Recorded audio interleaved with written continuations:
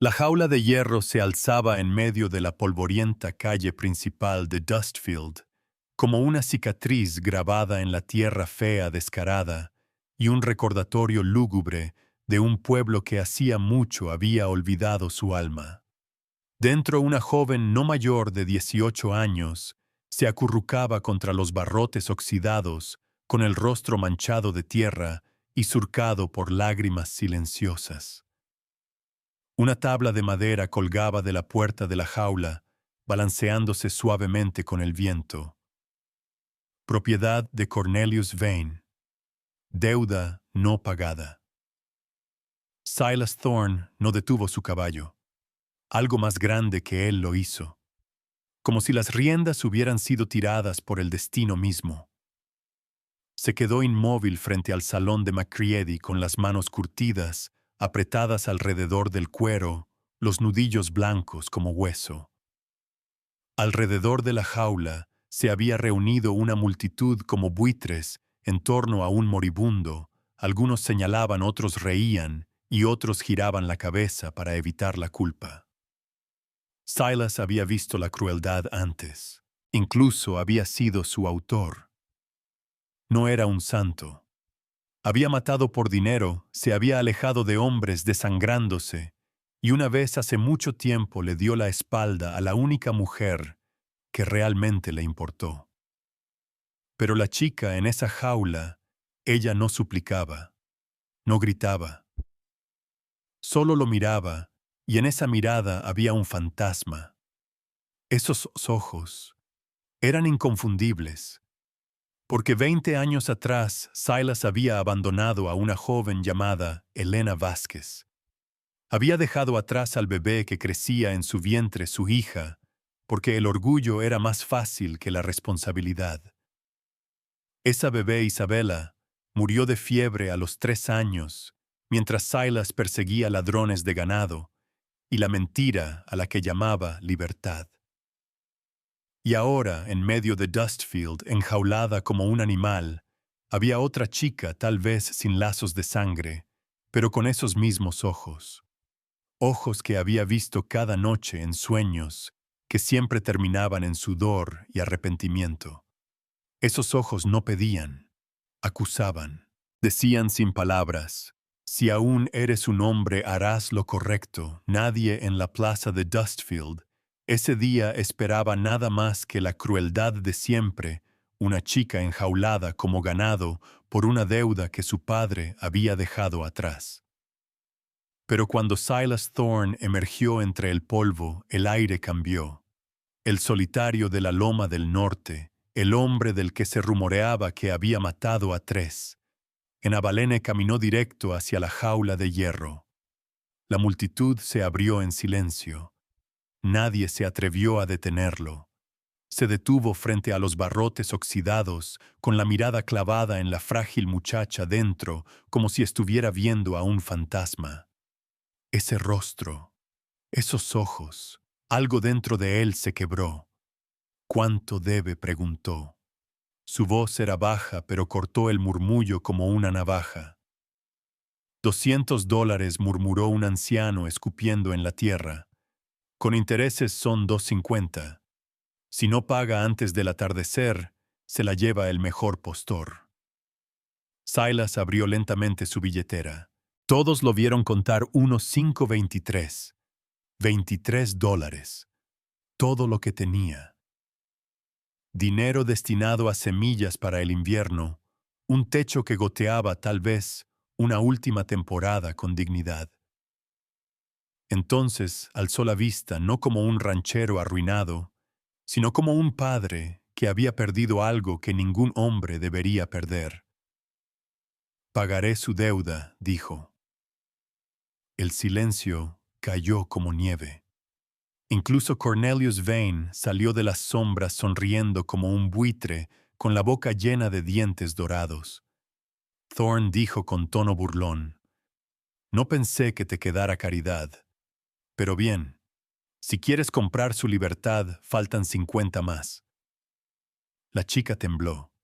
Silas apretó la billetera vacía en su puño, y entonces habló ronco pero firme. Lo trabajaré. Nadie se movió.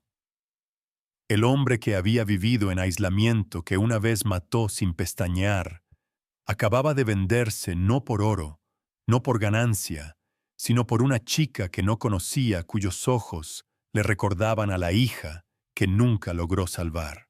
Ese fue el momento en que Dustfield entendió que a veces la misericordia golpea más fuerte que la violencia. Silas Thorne nunca había conocido el verdadero miedo, hasta que Carson apareció en su puerta. No fue la pistola colgando baja, ni la sonrisa burlona estirada sobre la cicatriz que le partía la cara como un rayo. Fue la pequeña caja de madera en sus manos, silenciosa, discreta pero más pesada que cualquier arma que Silas hubiera enfrentado. Carson no llamó. Entró como si la casa ya le perteneciera, abrió la caja de un golpe seco y convirtió la habitación en un santuario de fantasmas. Dentro había una sola fotografía, desgastada, preciosa. Elena Vázquez, a los 16, acunando a una niña tan pequeña como una barra de pan, Isabela. La hija de Silas. La niña que el mundo creía muerta por fiebre. Pero Silas sabía la verdad. Sabía del arsénico en la leche, de las manos amargas de Agnes Holbrook, la esposa del predicador, que no podía soportar albergar a una chica mexicana y a su bastarda. Al señor Vane le gusta saber todo sobre sus empleados, dijo Carson, con una voz fría como acero pulido. Tu pasado, tus debilidades, tus arrepentimientos. No necesitó amenazar. La implicación bastaba. Vane sabía, y ese conocimiento era una cadena enrollada y lista para apretarse. Silas palideció. Cada palabra de Carson erosionaba su frágil noción de libertad. Esos $200 que había pagado para liberar a Mercy no habían comprado libertad. Habían comprado silencio, obediencia, una correa. Carson echó un vistazo hacia el porche donde Mercy fregaba las tablas del suelo en silencio. ¿Te resulta familiar, no? Como alguien a quien no lograste salvar. Cada sílaba cortaba más hondo. Silas comprendió con una claridad aplastante que la jaula de la que había liberado a Mercy simplemente había pasado a él invisible, irrompible, forjada con culpa y 20 años de verdades no dichas. Vine no quería dinero, quería propiedad, y Silas acababa de venderse por el bien de una chica con los ojos de su hija. Silas no recordaba la última vez que había hablado más de 5 minutos con alguien sin que hubiera una transacción o una pelea de por medio. Pero esa noche, bajo el tenue resplandor de la luna que bañaba su porche, con la vieja caja de madera pesando en su regazo, no pudo seguir guardando silencio. Mercy estaba sentada a su lado, con su camisa grande puesta, el cabello suelto y salvaje cayendo sobre sus hombros. Ella no sabía que solo con existir había despertado una tormenta que él llevaba enterrada desde hacía 2 décadas. Y cuando se volvió hacia él y preguntó con una voz suave pero punzante,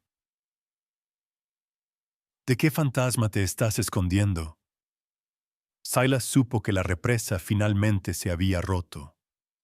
Se lo contó. No como un hombre que narra una historia, sino como alguien que se desangra soltando la última verdad que le queda en el alma. Habló de Elena Vázquez, la joven mexicana que una vez limpiaba la casa de los Holbrook. De Isabela, la hija que nunca llegó a sostener en brazos. Dijeron que murió a los 3 años de fiebre, pero eso era mentira. No habían muerto de enfermedad. Habían sido envenenadas. Arsénico en la leche. Más en la medicina. Todo por la esposa del predicador Agnes Holbrook, cuyo rostro piadoso ocultaba un odio tan profundo que no pudo soportar tener a una mexicana con un hijo bastardo en su casa. Y Silas Thorne, el mismo que había abatido a 3 forajidos sin parpadear, no hizo nada.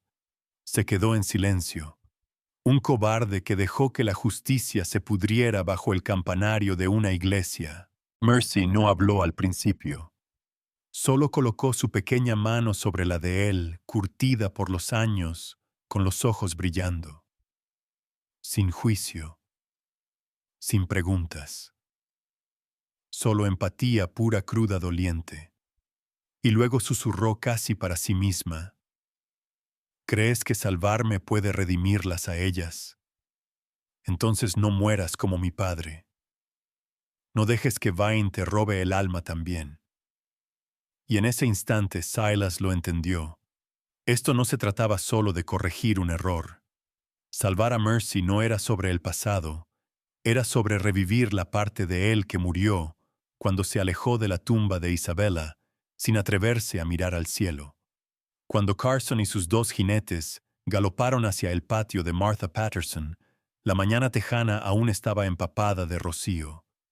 El sol no había disipado la neblina, pero las armas en sus caderas ya pedían sangre. Silas Thorne se mantenía solo en campo abierto, su sombra alargada y oscura sobre la tierra agrietada, una mano descansando con suavidad sobre la empuñadura del revólver, como si fuera un voto sagrado esperando cumplirse.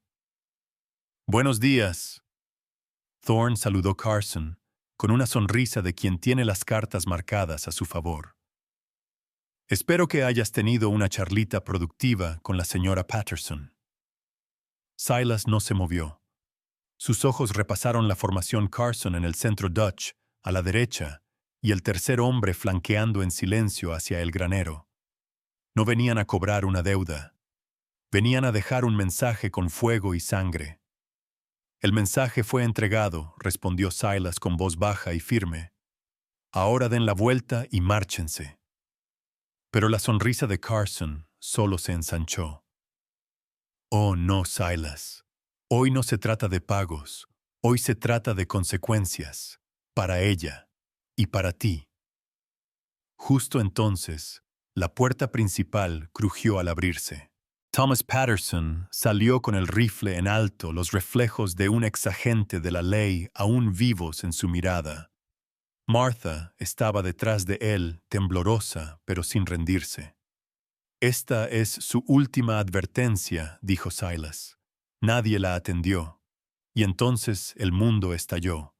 Dutch fue el primero en desenfundar, pero el disparo vino de Thomas directo al hombro de Dutch. El tercer hombre entró en pánico disparando al azar y fallando todo. Silas giró con la precisión de un viejo pistolero 2 tiros rápidos y certeros. El flanqueador cayó, la sangre tiñendo la tierra. Carson intentó huir, pero Dutch, ya herido, le disparó por la espalda, traicionado y furioso. 30 segundos después, el silencio volvió. Carson yacía boca arriba, sangre brotando de una herida en el hombro, jadeando como un pez arrojado a la orilla. Dutch había desaparecido esfumado entre las colinas, con nada más que humo y traición a sus espaldas. Thomas seguía firme, el rifle en posición. Silas temblaba no de miedo, sino del peso de lo que acababa de hacer. Había matado no por venganza, no por sí mismo, sino para proteger a una viuda, a un niño y a la memoria de una hija enterrada hace 20 años. Y mientras miraba a Carson desangrándose en la tierra, lo supo, ya no había regreso. Solo quedaba avanzar hacia el fuego, la justicia y el ajuste de cuentas, cuando Carson y sus 2 jinetes galoparon hacia el patio de Martha Patterson. La mañana tejana aún estaba empapada de rocío. El sol no había disipado la niebla, pero las armas en sus caderas ya ardían con ansias de sangre. Silas Thorne se encontraba solo en medio del terreno, su sombra larga y oscura sobre la tierra agrietada, una mano descansando suavemente sobre la culata de su revólver, como si fuera un voto sagrado esperando ser cumplido. Buenos días. Thorne llamó Carson sonriendo, como un hombre que juega con las cartas marcadas. Espero que hayas tenido una charlita productiva con la señora Patterson. Silas no se movió. Sus ojos recorrieron la formación Carson en el centro Dutch, a la derecha, y el tercer hombre, flanqueando en silencio hacia el granero. No venían a cobrar dinero. Venían a dejar un mensaje escrito en fuego y sangre. El mensaje fue entregado, respondió Silas con voz baja y firme. Ahora, da la vuelta y vete. Pero la sonrisa de Carson solo se ensanchó. Oh no, Silas. Hoy no se trata de pagos. Hoy se trata de consecuencias. Para ella. Y para ti. Justo entonces, la puerta principal chirrió al abrirse. Thomas Patterson salió con el rifle en alto, instintos de excomisario agudos y despiertos. Martha estaba detrás de él temblando pero firme. Esta es tu última advertencia, dijo Silas. Nadie la escuchó. Y entonces el mundo estalló. Dutch desenfundó primero, pero la bala vino de Thomas directa al hombro de Dutch. El tercer hombre entró en pánico disparando a lo loco y sin dar en nada. Silas giró con la precisión de un viejo pistolero, dos disparos rápidos y letales. El flanqueador cayó la sangre tiñendo el suelo.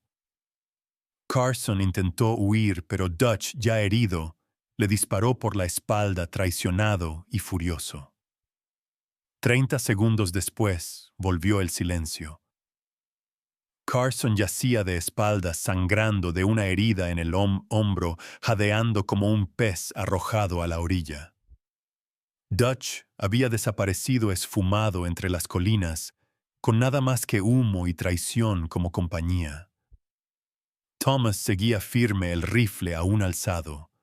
Silas temblaba no por miedo, sino por el peso de lo que acababa de hacer. Había matado no por venganza, no por sí mismo, sino para proteger a una viuda, a un muchacho, y al recuerdo de una hija enterrada 20 años atrás. Y mientras miraba a Carson desangrándose en la tierra, supo no había vuelta atrás. Solo quedaba avanzar hacia el fuego, la justicia y el ajuste de cuentas. Cornelius Vane llegó como una tormenta arrastrando tras de sí a 15 jinetes armados con fusiles pólvora y una arrogancia mortal. Montaba un caballo negro con su traje de 3 piezas cubierto de polvo, pero aún reluciente, como si la guerra fuera una gala, y él su maestro de ceremonias. Frente a él se alzaba el pequeño rancho de Silas Thorne, un lugar antes yermo y silencioso, ahora convertido en el campo de batalla del destino. Silas estaba de pie en el porche, con el arma en la mano, la mirada firme, sin saludos, sin rendición. Detrás de él, Mercy permanecía sin temblar, sin llorar, solo aferrando el rifle, como si su destino estuviera grabado en cada bala que contenía. Entonces retumbaron cascos desde el este. 6 jinetes se acercaban con insignias federales relucientes. Thomas Patterson los lideraba con fuego en los ojos, la única llama lo bastante feroz para atravesar la sombra de Vane. Cornelius Vane, gritó el marshal. Está usted arrestado por conspiración, extorsión y operar una red criminal entre estados. Nadie respiró. Nadie parpadeó. Entonces Vane rió la clase de risa que solo los intocables se atreven a soltar. Mátenlos a todos, rugió. Se abrió el infierno. Estalló el fuego cruzado. El suelo tembló. Corrió la sangre. Los mercenarios de Vine quedaron atrapados entre el fuego mortal del rancho y los agentes de la ley que se acercaban. La masacre duró menos de 3 minutos, un vals brutal de consecuencias. Cuando Vane intentó huir, el rifle de Thomas habló un solo disparo, atravesó el pecho del tirano. Cayó arrastrándose por la tierra, ahogándose en su propia sangre, jadeando entre pulmones que burbujeaban. Silas se acercó sin apuro, sin furia, solo con el silencio de un hombre que ha llevado la muerte en el alma por demasiado tiempo. Deberías haberme matado antes, jadeó Vine. Ahora ya nada importa. Silas lo miró no con odio ni con lástima, sino como un hombre que atestigua cómo otro se desintegra en polvo. No, Cornelius dijo, tú moriste mucho antes de que esa bala te encontrara. Han pasado 3 años desde que la sangre se derramó en el porche de Silas Thorne, desde que Cornelius Vane murió ahogado en su propio poder, sepultado bajo el polvo de Texas y el peso de sus crímenes. El mundo no dejó de girar, pero para Silas y Mercy, el tiempo pareció reescribirse por unas manos que antes temblaban y ahora se movían con propósito firme. Lejos en Colorado, donde nadie conocía sus pecados ni cicatrices, algo imposible había florecido en silencio, construyeron un hogar. Silas ya no era el hombre encorvado sobre aquella caja de madera, atormentado por los rostros que guardaba dentro. Ahora era esposo y padre. Mercy ya no era la joven encerrada en una jaula de hierro y marcada con vergüenza. Se había vuelto feroz firme y era ahora madre de 2 hijas gemelas que heredaron el fuego de su padre y el corazón irrompible de su madre. Algunas noches Silas aún se sentaba en el porche, con la vieja caja a su lado, no para buscar el pasado, sino para honrar el dolor que había sobrevivido. Y Mercy, cada vez que miraba dormir a sus hijas en sus brazos, sabía que no solo había sido rescatada, había renacido.